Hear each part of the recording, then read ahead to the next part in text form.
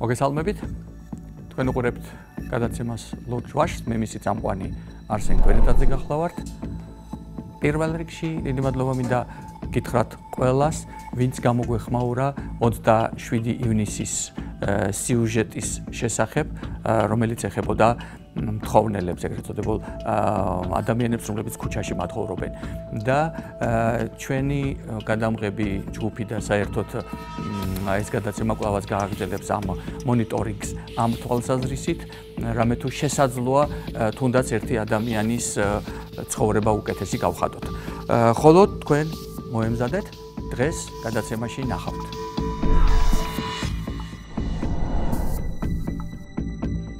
ფარხმალი არასოდეს არ უნდა დაყაროს ადამიანმა, მთავარია ცოცხლები დარჩნენ. რო დავინახე სიმინჩი ნაგვები, გავაკეთე დამახარისხებელი. ვახარისხებ სიმინტს. სიმინტი გადადის იქეთ. ვერი გადმოდის აქეთ. პატარა აფხაზეთს ეძახიან, იმიტომ რომ ყვავილები მოვიტანეთ, გავალამაზეთ, გავაშენეთ, სხვათა შორის ბევრმა მომბაძა. ცენტრალური პერსონაჟი რა თქმა უნდა ზურა ყიფშიძე იყო და ფილმში ზურა, იმიტომ რომ მასში რაღაც ყველა თვისება იყო თავმოყრილი. გიყვარვა? მართლა გიყვარვა? ერეკლე მეორე შვილი იყო ჩვენი. კრივში დაიწყო ვარჯიში. მეათე კლასში რომ გადავიდა, გვითხრა ამ კაცმა, რომ ერეკლე ვერასოდეს ვერავის ვერ სცემს, ანუ შეჯიბრში ვერ ჩაებმება, იმიტომ რომ არ იცის რატო უნდა ცემოს მოწინააღმდეგე. საქართველო აფხაზეთია. აფხაზეთი ჩვენთვის მუდამ საქართველოა. ზედმეტი სენტიმენტალიზმის გარეშე ჩვენ გვინდა წარმოგიდგინოთ სიუჟეტი ნამდვილი დღევანდელი აფხაზეთიდან.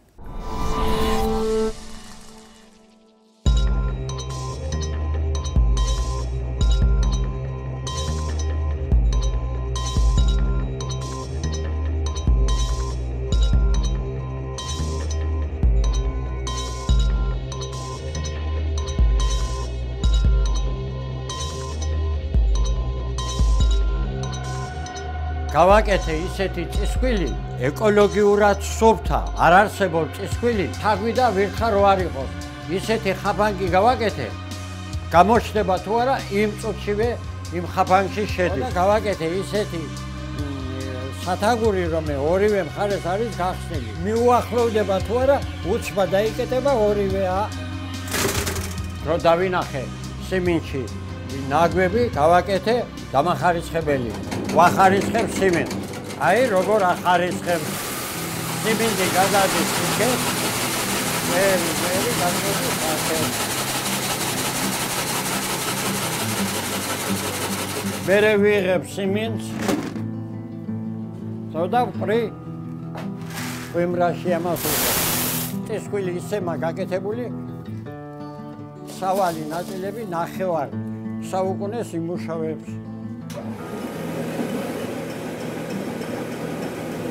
ეს წისქვილი დაამთავრეს, დაფქვას, გაჩერდება მისი. ჩემთან ქალი რომ მოვა, ის მერე სხვასთან არ წავა.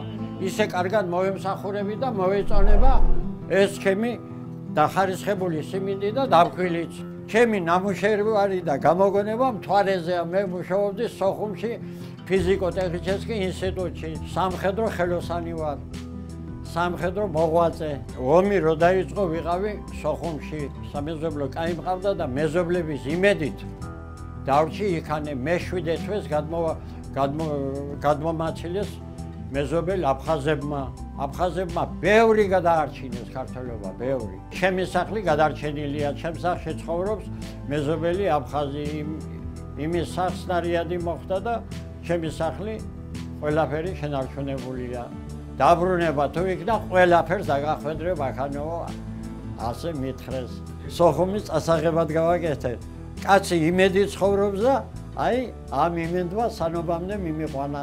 ეს პატარა წისქვილია, მაგრამ კაცმა რო შეხედოს და რო გააკეთოს დიდი, თავის ცხოვრებაში უზრუნველყოფილი იქნება. ჩემი ხელით გავაკეთე ყველაფერი, რომ მოგდე ჩემი შვილს კონდეს რამე სარდო საჭმელი აკვარიუმს თუ მოუარე თავისუფლად არჩენს ოჯახს თუ ვინმე დაინტერესდება ამ აკვარიუმით ბევრ რამეს ვასწავლი ამრავლებ და ვაბარებ 3 წელი სამშობიარო აკვარიუმები მაქვს თევზებისთვის მეგობარს მქონდა აკვარიუმი და მომეწონა და ჩემთვის რა აკვარიუმის გაკეთება ან რამეს გაკეთება კი ხანში შესული იქე ვარ მაგრამ კიდევ შემიძლია რაღაცები გავაკეთო და даже შემიძლია კიდევ ვასწავლო არ ველოდით ასეთი ამბავი თუ მოხდებოდა და სოხუმი თუ დაეცემოდა არავინ არ ელოდა ამას ყველა ნაცია იყო რა თითქმის სოხუმში რა თურქი სპასი ლეკი ოსი ყველა ნაცია კარგად ვიყავით ერთმანეთში რამ გადაკვიდა ჯერ კიდევ იმასაც ვერ ხვდებით თურმე კაცი ყველაფერს ეჩვევა პირველად უკვე პადლებში ვიყავით ვიმალებოდით და მერე ტყვია წვიმასავი წვიმდა და გავდიოდი და ვიყურებოდით პანჯრიდან და რამდენს მოხდა შარავო იტყვია რამდენს ფეხზე ხელზე შვიდობიანი მოსახლეობა მაგრა დაიხოცა სოხუმში დღევანდელივით მახსოვს იქაური ამბავი სამეზობლოში იყო წივილ-კივილი ავტომატის ხმა შეწყდა წივილ-კივილი უკვე მოკლეს ხო ვიცი რომ უკვე მოკლეს მაგრამ მე სახლიდან ვერ გამოვიდოდი სამეზობლოში ვინც კარგად იყო ერთმანეთში აფხაზები არ შეეხო იმ ხალხს 22 წელიწადია უკვე აქ ცხოვრობ 1970 წელში ვიყიდე ვილნიუსში 45 წლის ახლა ეს ჟიკეტი ახლაც მაცვია და მიხარია ჟიკეტმა უკვე 45 წლისაა აგერ სურათზე რო ხედავ და ქეც ახლაც მაცვია უკვე 60 მე 17 წელში ვარ გადასული ისეთ კაცს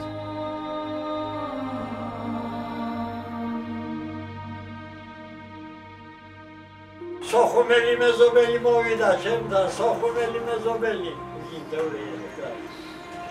ეგა თამამართი კაცი იგი რასვალი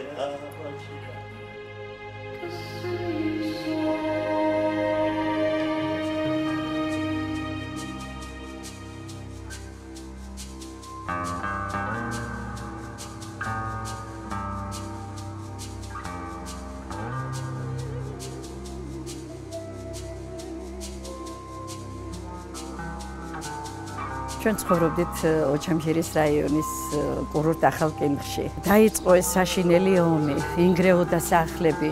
ერთ მშვენიერ დღეს ჩვენ გავხდით დევნილები. დავტოვეთ აფხაზეთი, გამოვიქეცით რასაც ქვია. ძალიან ძნელია. მთელი ცხოვრება რო შრომობ, წვალობ.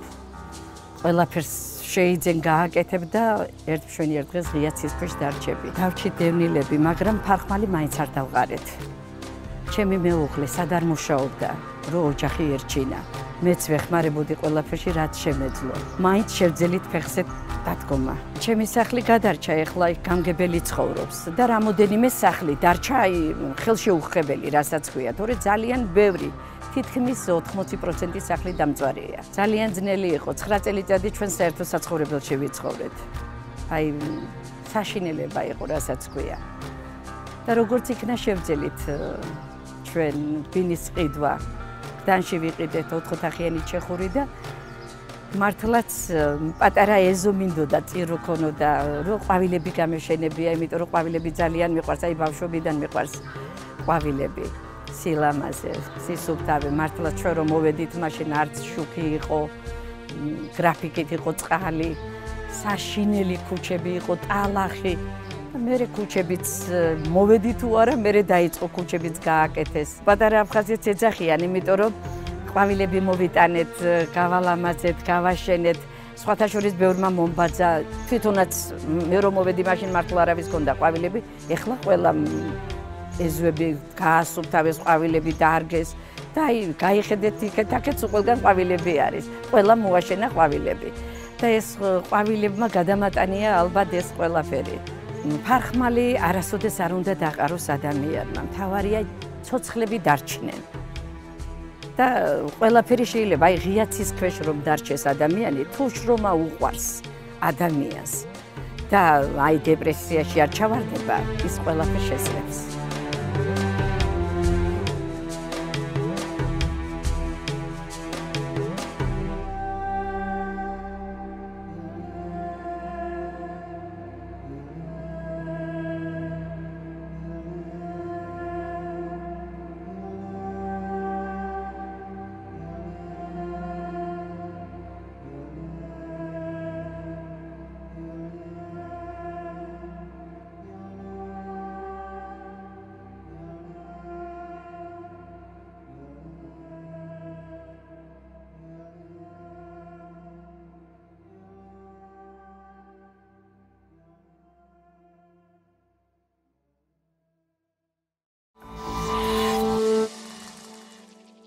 ეხლა კი სულ რაღაც 53 წლით უკან გადაგიყვანთ ზურა ყიფშიძე, სესილია თაყაიშვილი, დოდო აბაშიძე, გოგა ფიფია და მრავალი სხვა ლანა ღოღოპერიძის ფილმში როცა აყვავდა ნუში.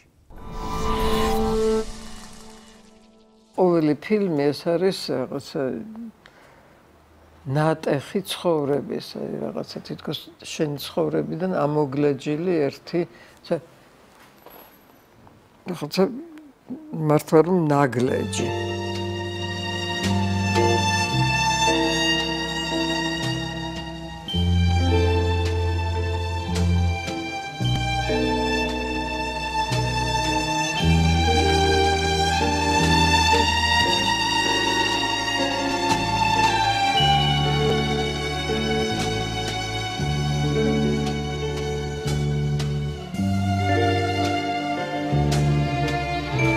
მაშინ რამდენიმე ისტორია მოხდა ასეთი საქართველოში, რომ აი დაიღუპა ერთი ვინმე და მერე მოხერხდა ისე, რომ ის დაადანაშაულეს იმაში, რომ ის იჯდა საჭესთან. რამდენიმე იყო ასეთი ისტორია და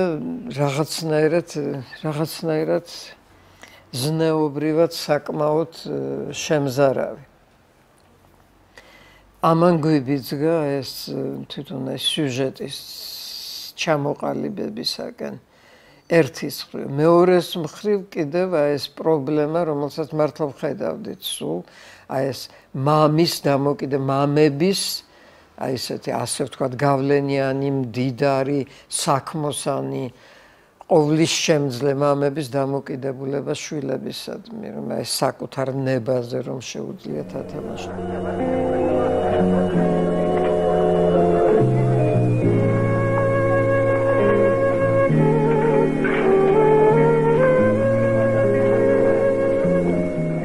თინა ვარდანაშვილი ეს მართლა შვენიერი მომხიბლავი გოგონა, ისიც არამსახიობის სრულიად. მიხარი ნანო? ხო, ნანო. მართლა? მართლა.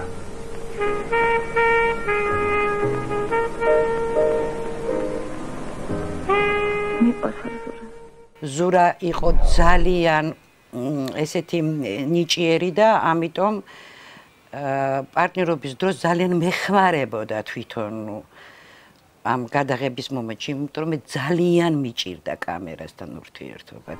იცი, მე მინდა სულ შენთან ერთად ვიყო. სულ ის ვაკეთო, რასაც შენ აკეთე. ძალიან კოლორიტული იყო ჩემთვის ეკა მაღალაშვილი, რომელიც ასევე რაღაცას განახორციელებს, აი რაღაცნაირ კეთილშობილებასთან სისადავეს. სიმღერა რომ არ იცი? ვისწავლი. ბევრი შრომის მენის გამომუშავება შეიძლება. მე გახდომაც შემიძლია ლექსო, მართლა. დავით. იმის გამო რომ ცოტა ისეთ პუტკუნა ვიყავი ყოველთვის მთელი მაშინაც მე ეს უკვე ესეთ გოგოობის იმაში ვიყავი. შესული და სულ ვცდილობდი რომ არ მეჭამა და დედაჩემი დამაჩები სულ არა ივარჯიშე და ამას ნუჭამდა აბა პურს აბა ღამე ნუჭამ თქვა მე ჩხუბებოდნენ და გადაღება რომ დაიწყო აღმოჩნდა რომ ცლად ისეთი პუტკუნაც არა ვარ როგორც საჭიროა და ამიტომ ლადადან დაწყებული დედაჩემი ვაჟი დამდებდნენ ეკაჭამე ლექსო ცინა იცით თურმე დაგჭირდეს საკაბარ სესილია თაყაიშვილი საერთოდ იმ დროს იყო უკვე აი ის მართლა სახელმოხვეჭილი სესილია, რომელიც ყველასთვის რაღაცას ნიშნავდა ძალიან დიდს და დოდო აბაშიძე ასევე მართლა დიდი მსახიობი შემიძლია ვთქვა და მათი დუეტიც ამიტომ ძალიან მნიშვნელოვანი იყო. არა ხალბატონო ვარო, განაჩენი თქვენ თვითონ უნდა გამოვუტანოთ, თქვენ თვითონ. როგორც იტყვით არა ჩემბატონო, ეგრე უნდა იყოს. დოდო აბაშიძე როდესაც მირტყავდა სილას, მე სულ კამერის კადრიდან ვარდებოდი და ნუ ახლა დოდო აბაშიძის სტორი ჩემ ტერს მოხდა, ხო და მე ყველანაირად თავს ვიკავებდი, მაგრამ მე ნერვიულობდა, ვალიდოლებს იდევდა, რომ ხო არ გატკინე და ხო არა. მე ვიძახდი არ მატკინეთ, მაგრამ რა პატარა კომოციო მქონდა ნამდვილად. რაც შენს ველოსიპედებში ჯანი და ფული ჩამიგდია. არა. ამაცა. ესეთი მნიშვნელოვანი გახდა სულ სხვაგვარად ეს ჭაბუ ამირაჯიბი, რომელმაც დიდი სიამოვნებით ითამაშა მამის როლი. იცი ხათუნა. ვიცი მამა. ადამიანის ძალა იმაშია ყველა გაჭირვებას გაუძლოს და არ იხსოვდეს ვითარცელ ერწამი ქართაგან ძლიერთა. კახაც რაღაცის გამომხატველი იყო, იცით, აი რაღაცის კახა მართლაც აი მთელი თავისი ცხოვრებით მერეც გამოჩნდა, არის აი ნამდვილი კეთილშობილების და გონიერების და აი სიკეთის სიმბოლო. სადიზურა. თავიდანვე იყო ჩათქმული, რომ უნდა ყოფილიყავი დადებითი გმირი, იმიტომ რომ სათვალებში ვიყავი, რაღაც მაშინ სტუდენტი ვიყავი და ფრიადოსანი, ამიტომ ნუ მოკლედ ხოლო დადებით როლზე გამოვდგებოდი. ატმოსფერო არის ასეთი, იცით?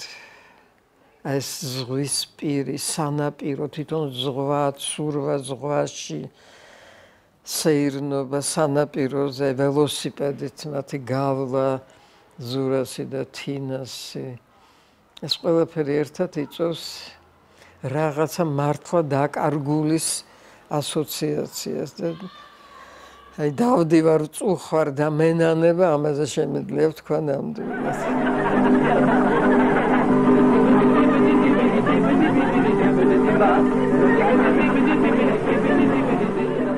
უნიკალურია ყანჩელის მუსიკა ამ ფილმის. საერთოდ მიყვარს გია ყანჩელი როგორც კომპოზიტორი, მაგრამ ამ ფილმისთვის მე მგონია მან რაღაც განსაკუთრებული შექმნა მართლა.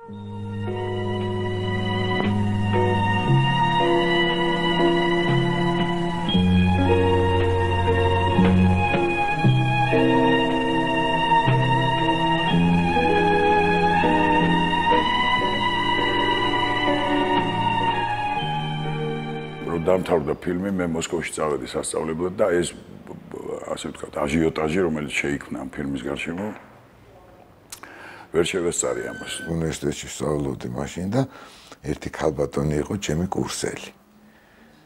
ხო და ის მოვიდა და მეუბნება, რომ რა კარგი ფილმი იყო და აიო, რატო უთხარიო ზურასო, რომ წადიო, ხო არ დაიღუპებოდაო ასთან. ეთყობა ზურაში იყო შეყვარებული. ზურასო არაჩვეულებრივი გარეგნობა ჰქონდა ეხლაც და მაშინ განსაკუთრებით ეთყობა შეყვარებული იყო და ძალიან დამტუქსა. მოთხილამურე ვიყავი და ნუ თხილამურები იყო ჩემი არ ვიცი, თის თხილამურები ჩემი სამყარო. და ფილმშიც ეს იყო მოთხილამურეები იყვნენ ეს ბავშვები და შეჯიბრება იყო სლალომში და სწრაფდაშვებაში და ერთმა ადამიანმა, რომელიც ახლა დასახელება რა თქმა უნდა არ მინდა, იმან ჩათვალა, რომ ეს მის შესახებ არის და რომ აი ესე იგი განმაქიქებელია მისთვის როგორც თან ძალიან საინტერესო პიროვნება იყო თან ეს უბრალო ვიღაც კი არ იყო მართლა საინტერესო და იმდენი ამბავი ატყდა ამის გარშემო რომ მე იზოლებული გავხდი სპორტის სახეობა შემეცვალა ნუ წარმოიდგინე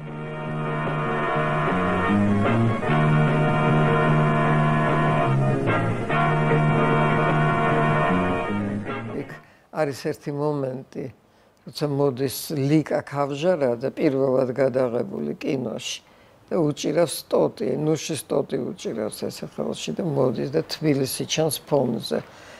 ძალიან ლამაზი კადრია. რაღაცა იქიდანვე იყო, რომ ეს მოგვივიდა ესეთი აზრი, რომ ფილმი ხდება მაშინ, როცა აყვავდა ნუში. გაზაფხული იყო. და ნუში წაყვავდა ჩვენ დროს. კარგი იყო ნუში.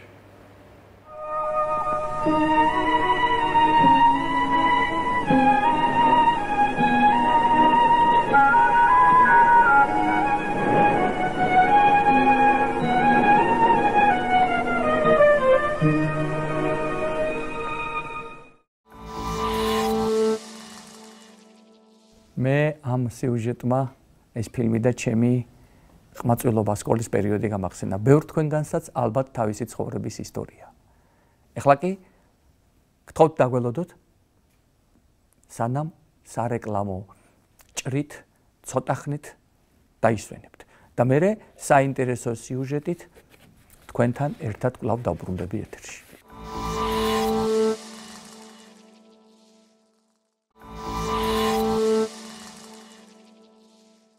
ეხლა დაპირებული სიუჟეტი რეალური ჩვენი ცხოვრებიდან. სოფლიო ერთი ბავშვი ცრმლადაც არ აღირსო თავის დროზე უთქვამს დოსტოევსკის. ეს სიტყვები ალბათ გენიალურად ჟღერს, ხოლო რა კავშირი აქვს ამ სიტყვებს და სიუჟეტს, ამას მიხვდებით, როდესაც ნახავთ კახეთში ერთი ოჯახის ისტორიას. შეიძლება ითქვას მტკიცე მიზანმიმართული და ადამიანების იმ ხედვას, რომელსაც ბევრისათვის შეიძლება მაგალითი და ინტერესი ჰქონდეს. მაშასე, ნახეთ სიუჟეტი კახეთიდან.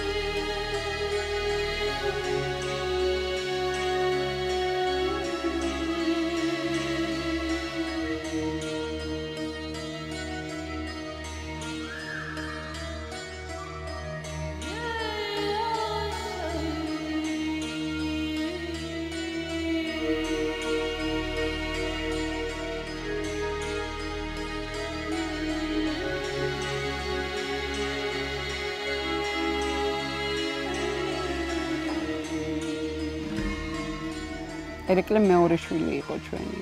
შემდეგ გოგონები არიან კიდევ.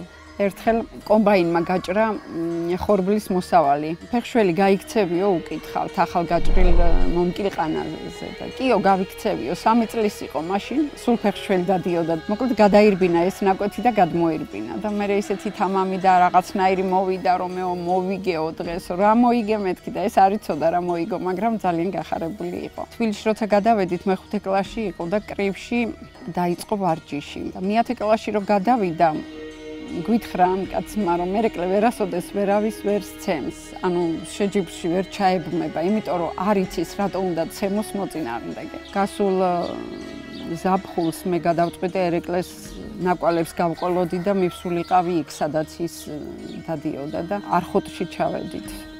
ფეხით გავიარეთ ჩვენ ეს გზა დილიდან საღამომდე, მივდიოდით ცხენებით, ფეხებით, ეს იყო ძალიან რაღაც ექსტრემალური გზა და სიტუაცია, ძალიან რთული. მეორედ მართლა ვერ შევძლებ. ისმა ერთ-ერთმა მეგობარმა ასე მითხრა, რომ აქ თუ ამოდიხარი ბუმბერას მთებში ძალიან ხვდები, რომ ადამიანი არაფერი არ ხარ.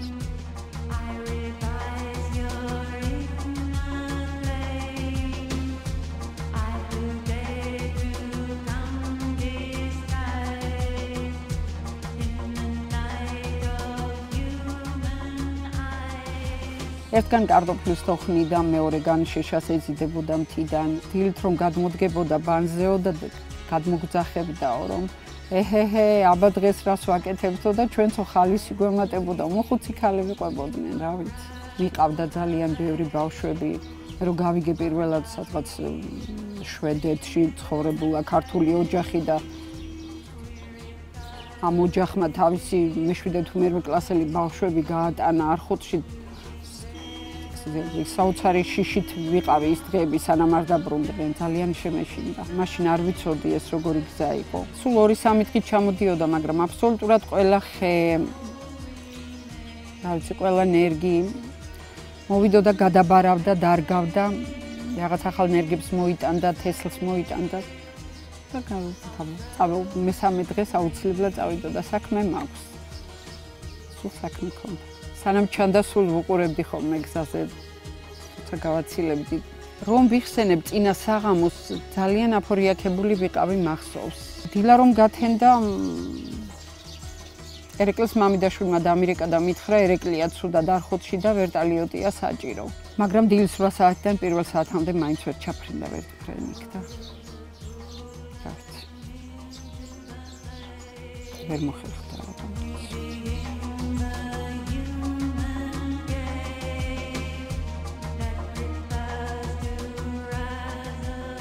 სულ 500 მეტრი გამოიარა ნაწილიდან და მაშინ დაუცურდა ფეხი და ჩავარდა წყალი. ეს წყალი არ იყო მაღალი, მუხლის თავზე წვდებოდა. მაგრამ ყინვა იყო. თქვენ წინათ ქრთნობაზე მკითხეთ და მე სულ ვიცოდი ერეკლეს დაბადებიდან დღემდის და ამას არ ვამბობ რაღაცა დედური, რომ ერეკლე ძალიან სხვანაირი პიროვნება იყო. რაღაცა ისეთი მიდგომა ჰქონდა, არასოდეს არ ეძებდა რამე სათავისოდ, ეძებდა სხვისთვის რა იყო უკეთესი. და მე ეს მაშინებდა, სულ მაშინებდა, რა ვიცი. თითქოს არ იყო ამ ქვეყნისთვის. ერეკლემ დაგვირეკა 23-ში და 24-ში საღამოს მე მირეკავს ჩემი უფროსი შვილი თაია და მეუბნება, რომ იცი დედა შენ ნიკოლოზ ჭინჭარაულის ბებია ხარ. ძალიან გავუცდი, ვერ მივხვდი და მე როცა ამიხსნა, რა თქმა უნდა, ერეკლე უკვე არხუთში იყო. მე ვთხოვე, რომ ტელეფონი მოეცა და მეორე დღეს დავრეკე იმ გოგონასთან, ბავშვის დედასთან, მოკლედ ისევ საავადმყოფოში იყო. ერეკლე მოინახულა წასვლის წინ იმ საღამოსაც წინა ღამეს ბავშვი და დედაც მაგრამ ჩვენთვის არაფერი არ უთქვამს ჩემთვის დაიშვა რაღაცნაირად ეს ნაბიჯი და მისაღები გახდა სრულიად შემთხვევით გამოჩნდა ველი ერთ დღეს სამსახურში მისულს შემთხვევით ვიგებ რომ სკოლაში მოვიდა ბავშვი რომელიც მეორე დღეა მანქანით მოყავთ მაგრამ მეტად ალბათ ვეღარ ივლის ამბობს ჩვენი თანამშრომელი. რატომ? იმიტომ რომ ძალიან შორი გზაა. ეხ ჩვენ როგორ გვინდა ასეთი ბავშვი ვეუბნებით ათიას ჩემსას, მაგრამ სად არის? და საღამოს უკვე მოვიდნენ მამა და მე არ ვიცი ვინ დაურეკავი მითხრა ჩვენთან. მაშინვე დარჩა. აღარ ინდომა ველი მათ წასვლა და მას მერე შაბათ-კვირას არ მიდის. მშობლების თხოვენ, ურეკავენ. ჩვენ მიზეზობთ ხან ხატვაზე ვარ წასასვლელი ხან სიმღერაზე და რჩება ასე შაბათ-კვირას ცაკეთ. ზუსტად ისეთი მიდგომით გავზარდო ველიც როგორც გავზარდე ერეკლე. იმიტომ რომ მე ერეკლესი აბსოლუტურად ყველაფრით მადლიერი ვარ.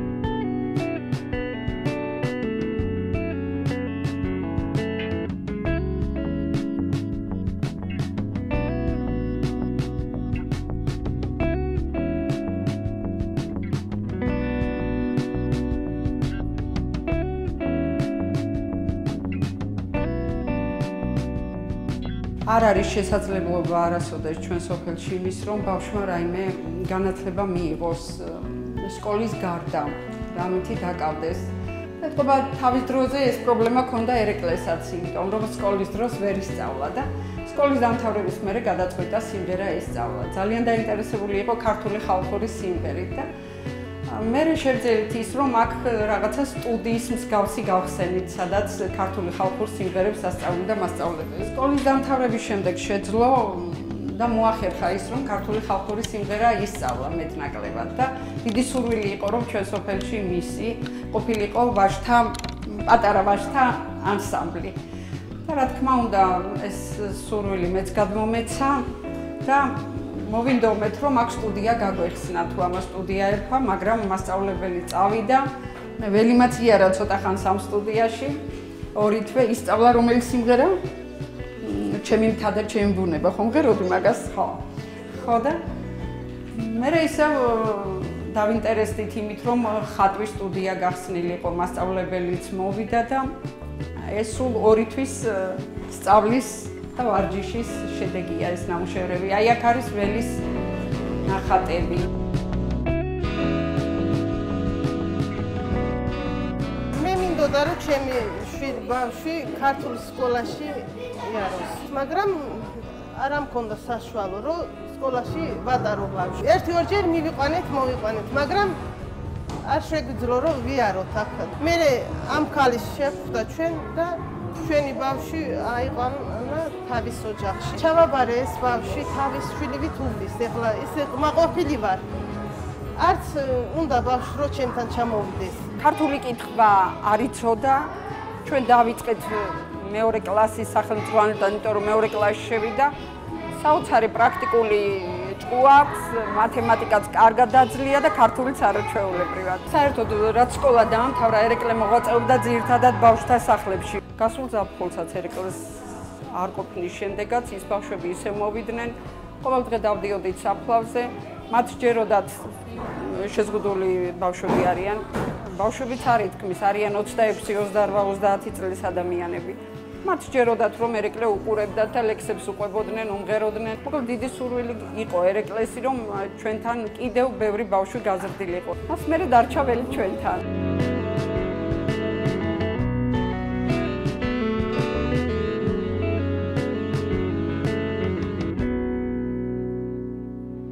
მე პაპა მყავდა ძალიან 96 წელს გარდაიცვალა და ამბობდნენ რომ ხევსურეთში ბრძენი კაცი იყო. მე ესე მესმოდა მას შესახებ და ძალიან მიყვარდა და პაპა იტყოდა რომ უფროსიო ბავშვებთანო, როგორც იუფროსებსო თავსო, ისე აუფროსებენო ახალგაზრდებიო. მე მიმაჩნია რომ ახალგაზრდებთან და ბავშვებთან მიდგომა ყოველთვის განსაკუთრებული უნდა იყოს და ძალიან დასაფიქრებელია ეს დეტალი, იმიტომ რომ როგორც ვუდგებით, მერე ისინიც იმას გვიბრუნებენ. როგორმე შევძლოთ, შევაჩეროთ ეს აგრესია, რომელიც ძალიან მოგვეძალა ამ დროში.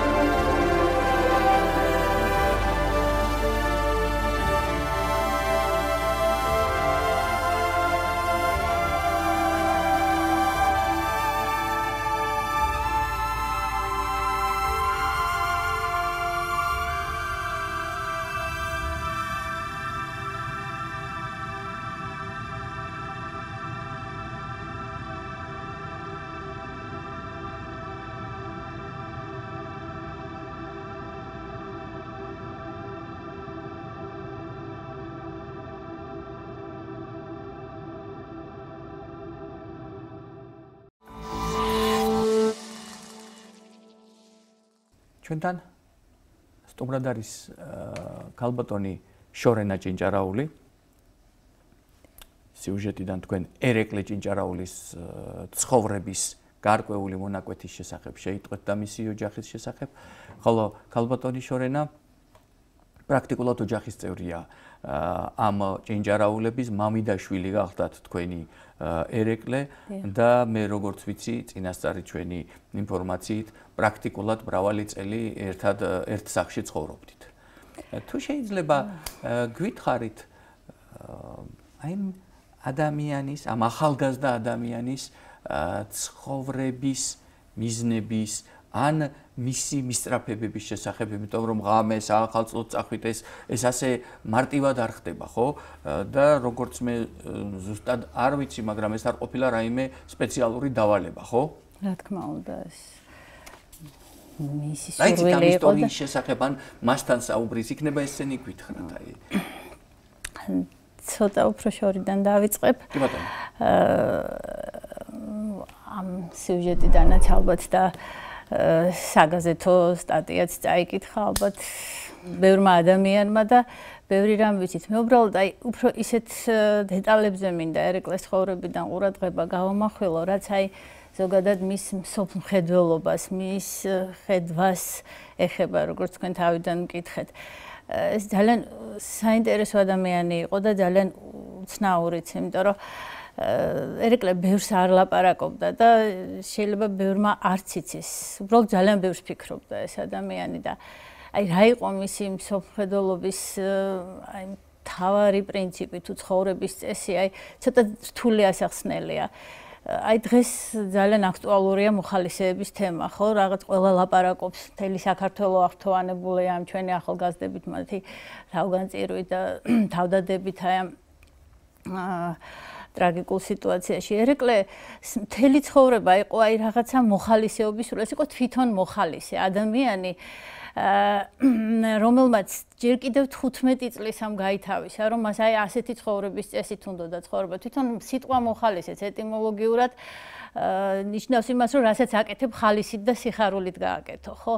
აი ერეკლეს მთავარი პრინციპი ეს იყო, აი ყველამ ვიცით სახარებიდან ციტატა წყალობამ ნებავს და არ ამსხვერპლი. ერეკლე ფიქრობდა, რომ ადამიანს წყალობით უნდა ეცხოვრა. რას ნიშნავს ეს წყალობით ცხოვრება? რომ აი რასაც გააკეთებს ადამიანი, აი თქვათ მიმღებსაც და გამცემსაც, აი ეს წყალობა ერთნაირად უნდა უხაროდეს. ის ფიქრობდა, რომ ეცხოვრა ისეთ გარემოში, ატმოსფეროში, სადაც აი ყველაფერს სიხარულით გააკეთებდა. შეიძლება ძალიან არარეალურად, უტოპიურად მოეჩვენოს ადამიანს მსმენელს ეს ყველაფერი, მაგრამ აი ეს იყო მისი მთავარი ცხოვრების პრინციპი და საიდან დაიწყო ეს ყველაფერი? როდესაც ერეკლე 15 წლის იყო, მისი უმცროსი და ანა დაავადდა ლევკემიით და ის უკვე სიცოცხლის ბოლო პერიოდი ჰქონდა და დედასთან ერთად ანა ჩამოვიდა ძეგლში, ბავშვთა სახლში, სადაც მე ჩემი მეუღლე და რა ვიცი ჩვენ რაღაც ახლობელთა ჯგუფი იქ მოღვაწეობდით, ასე ვთქვათ. და ეს იყო ასეთი პატრიარქის კურთხევით შექმნილი ბავშვთა სახლი, მაგრამ ეს არ იყო სტანდარტული ბავშვთა სახლი.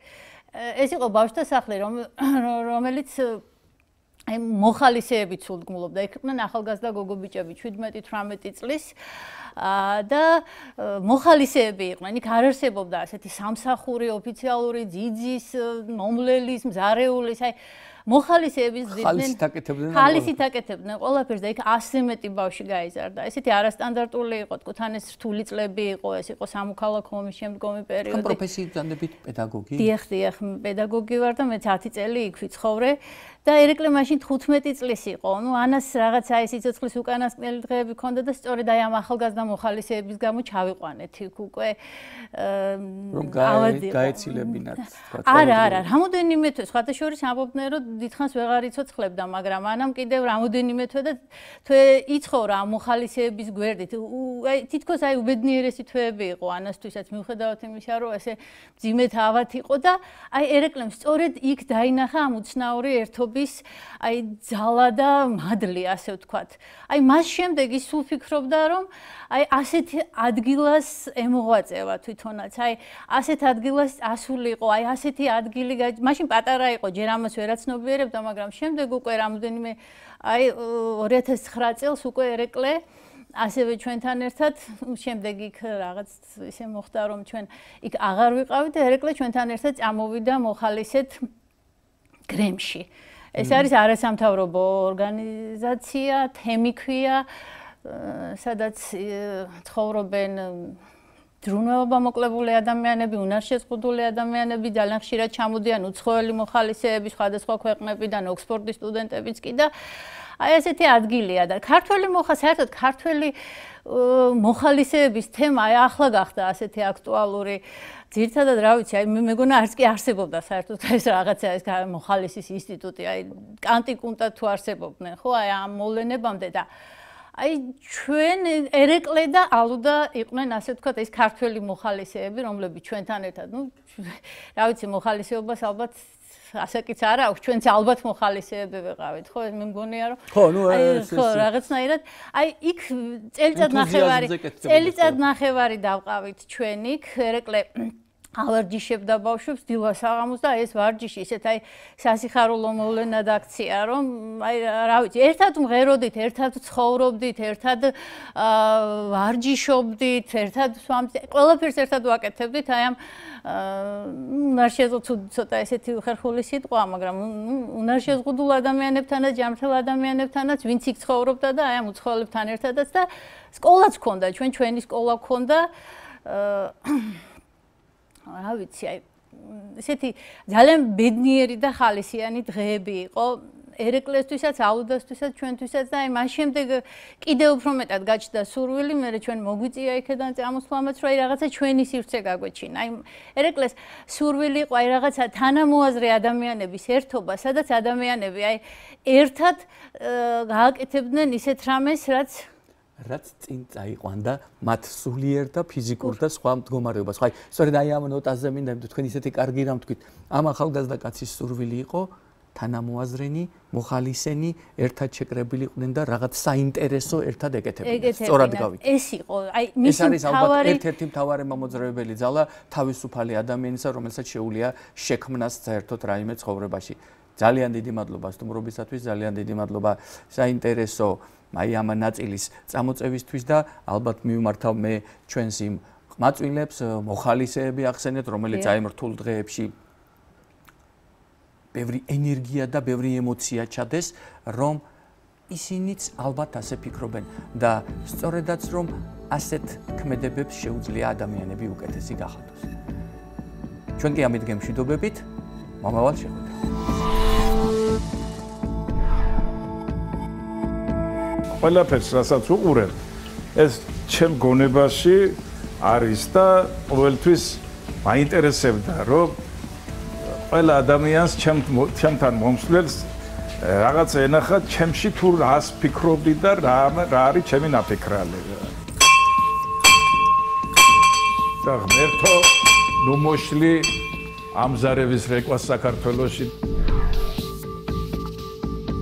ღვთის მადლით უწმინდესმა და წმინდა სინოდმა ჟიურიმ ჩემ პროექტი აირჩია საკათედრო ტაძრის ასაგებად. ინტერნეტში არის ესეთი დევს, რომ მოსკოველების შეფასებით სამებარი მერვე ადგილს თავისი მასშტაბით და დანარჩენი მთელი ევროპა აი სამართლებრივ და არც სამართლებრივ ისინიც მესამე ადგილზე გვაყენა. პატრიარქს აქვს ნათქვამი არაერთის რომ მათი ტაძარი დიდია და ჩვენი დიდებულია.